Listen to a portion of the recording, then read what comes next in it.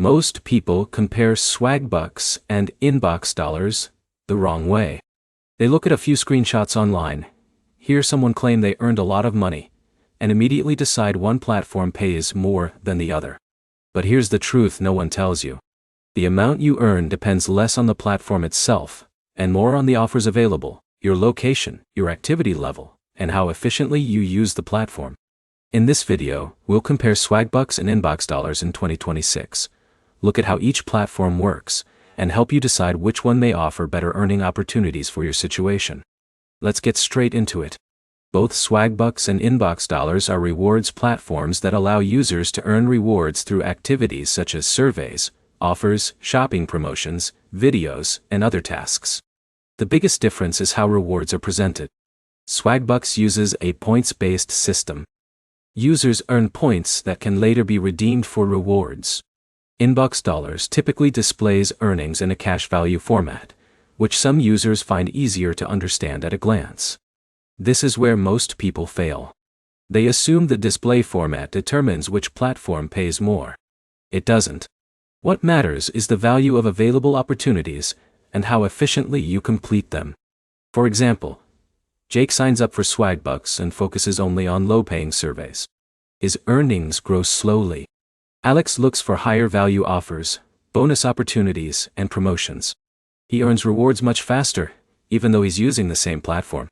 The same principle applies to InboxDollars. Now, here's where it gets interesting. Available offers can change regularly. A survey or promotion that pays well today may not be available tomorrow. That's why experienced users compare opportunities on both platforms instead of relying on just one. But here's the problem. Many people expect guaranteed income. Neither Swagbucks nor InboxDollars should be viewed as a full-time income source. They're rewards platforms that can provide extra earnings opportunities, but results vary significantly from user to user. In a minute, I'll show you the easiest way to decide which one is better for you.